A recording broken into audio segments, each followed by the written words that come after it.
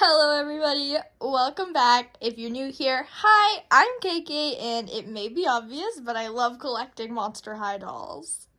Now, I'm sure you saw it in the title, but today we are going to be unboxing the iconic Lagoona Blue. Now, I don't like to unbox these dolls on camera because I think it's very tedious. I know there's a lot of reviews on these dolls, so I'm mainly just here to point out some of the differences and just to share this with you guys because right there, as you can see, these are my 4 dolls, my 4 Creeproductions, and Lagoona is like my #1 favorite ghoul, and so I'm so happy to have her doll, and I just want to share this excitement with you guys. And yeah, just mainly due to the fact that there are so many reviews, I don't actually like clip her out on camera, but we will look at her in-box and out-of-box. So let's just look at her in-box right now. Now, obviously, her box looks very close to the original. Now, the only thing I've really noticed that is different as somebody who has never held the original dolls in packaging is that normally there was like some clear plastic right here. But that's really the only packaging difference I noticed. It's still the angled box with all of the little details. So obviously it has this iconic little triangle V shape with the Monster High logo, and then for Lagoona, obviously it has all of these little scales. Obviously, we also have her little name badge that says she's the daughter of the sea monster with her little personalized skeleton. Also, normally there is a different phrase in this circle for the originals, but obviously because she's a Creeproduction, they just say she's a Creeproduction. Now, on one side of the box, we have Monster High, and then Lagoona's little artwork with Monster High skeleton at the bottom. And on the other side of the box, we just have more of those scales. And on the back, we have a little blurb about all of the ghouls, and then obviously we have a blurb about Lagoona. If you'd like to read this, just pause now. Hopefully you can see everything. There's a couple languages on here if you'd like, but I have already read this about 100 times because I'm so excited about her. And as well on the back, we have a larger photo of Lagoona, not a photo, an artwork of Lagoona. And we also have the 4 ghouls in like the first wave line artwork on the back. And I know some people can use these barcodes at their stores to see if they're in stock, so here that is if you want it. But otherwise, that is pretty much the rundown of her packaging. The only other thing I can mention is that in this wave, I got Lagoona and Draculaura. I didn't get any of the first wave reproductions, so I got these ones. And the only thing I have to say is I've wiped most of it off just because I was filming the doll, but there actually was a surprising amount of dust on this doll. And something I'd like to mention too, also Lagoona's curl right here is coming undone. Now I know that can be a manufacturing thing. I'm just not sure on why there is so much dust on this doll. But that's just something I noticed packaging wise, but otherwise everything seems to be pretty okay with this doll. And for anyone who watched my Draculaura review, I did end up boil washing her. If you just wanted a look at that, here it is. This was just her boil wash because she definitely had some box hair. But yeah, I just thought I'd show that for anybody who's interested. But with that, I am going to go unbox her, and I'll come back and point out everything I've noticed that is different about this doll, or that just doesn't match up with the original of her doll. I'm going to apologize for the lighting because I didn't think I was going to be recording this, but something I do want to mention is that she actually does come with these plastic covers over her kind of shoulder and her forearms. I'm not really sure why. It doesn't look like this fabric would stain it, and it's not covering her fins or anything. I also know her Haute Couture doll came with the same stuff, so I don't know if Lagoona just stains easily. I'm not sure, but I just wanted to show you guys she does come with this because I am going to remove it right now because it's really hard to pose her because there's so much plastic in her joint that she just can't move right. Okay, so I decided to pull the camera out because this is seeming a lot harder than it actually is. So number 1 is that you really just have to yank it off. And this is the side I have been fiddling with for 20 minutes. And the thing I wanted to point out is that I cannot pull out her arm peg because when I pull it out, if you know how doll joints are attached, you know that there's kind of like a line going this way that connects to like 2 holes in the joint. And so when I pull at it, you can kind of see how it kind of separates. So this peg cannot come out of her arm, and like I'm not gonna risk pulling on it because obviously I don't want to damage my doll. And so because of that, I can't get the sweater off because it doesn't want to go over her fin because it doesn't stretch enough. Which I think is really annoying because, well, number one, I was planning on redoing her hair, and so, obviously I don't want her sweater to be on, but clearly I can't get it off.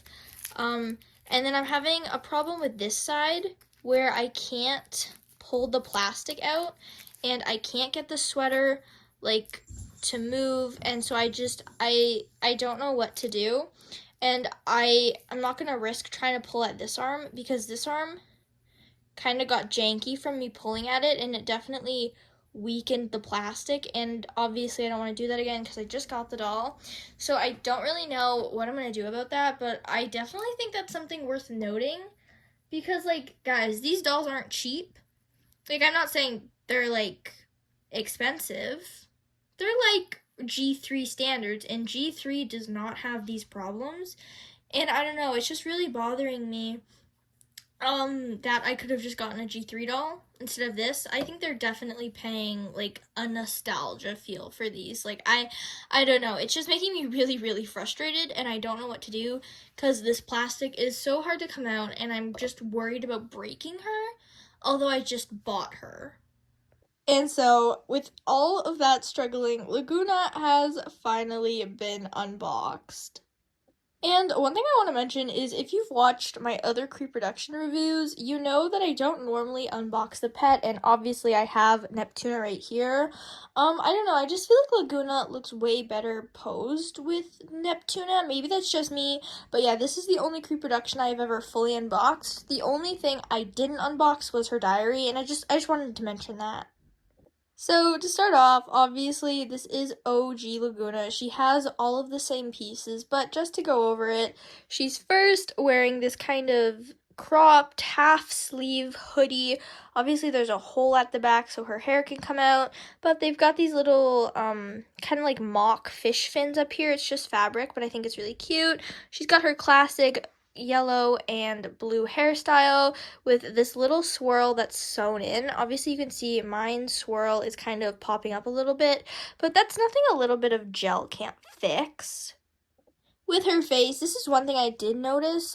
They made Lagoona a lot less cross-eyed for all of the Creeproductions, and I don't know if it's just me, but her eyes do look a little bit smaller, which I think helps with the cross-eye effect.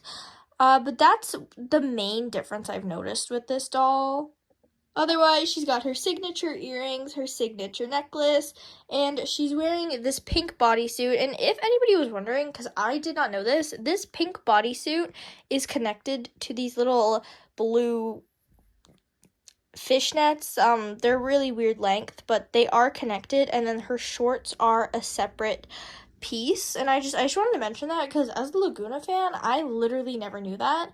But yes, she does come with her bodysuit that's attached to the leggings, her little shorts, her bracelet, which I am going to complain about because her bracelet, it has this huge hole. My camera is not focusing.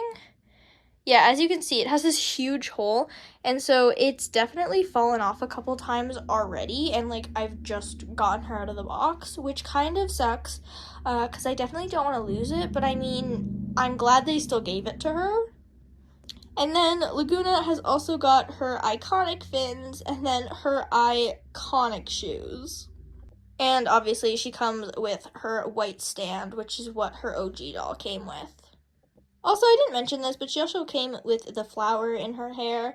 I feel like a lot of this is kind of obvious if you've been a fan of Monster High, because, like, once again, these dolls, like, I feel like everybody who knows Monster High knows the core dolls, and so I feel like it's really hard for me to review them, because everybody already knows them, and there's not much more for me to point out. And for Neptuna, she's in this little glass kind of purse. It just opens this way, and then Neptuna can come out if you'd please. But yeah, I think it's really cute. There's also not much I can say about this other than this is one of my favorite Monster High pets. But otherwise, this is Lagoona as a whole. Now, I'm definitely going to redo her hair, but I'm not really sure how I'm going to get the hoodie off because I can't get her arms off, so that may be an issue. But that's an issue definitely for a different time. I'll probably make a TikTok or some Instagram reels about doing her hair. I highly doubt I'll do a YouTube video of that, so if you'd like to see that, go follow my other accounts or just check them out every so often if you don't want to follow. I really don't care. I hope you enjoy my content. But anyways, I do plan on redoing her hair, but otherwise, this is all I really have to show you guys. And once again, I don't have much to say since these dolls are pretty well known. But here are my 2024 Creeproductions. I only got these two. I really only plan on getting these two. If I were to get another one, I would only get Frankie. I don't really love Claudine's basic outfit. Hate me all you want. But yeah, these are the only 2024 Creeproductions I have, and they're probably going to be the only ones I get. And here is how my 4 Creepros look on the shelf. I think they look fantastic. I love them so much. They're some of my dream dolls that I probably would have never purchased unless they came out as Creeproductions, because getting them complete is definitely a big price because scalpers are crazy. So I'm really happy that Mattel did this. Anyways, if you made it this far into the video, thank you so much for watching, and let me know in the comments, did you get any of the Creeproductions, whether this was the 2024 round, the 2023 round, or even the second wave round with Ghoulia and Abby? Have an amazing day. Bye!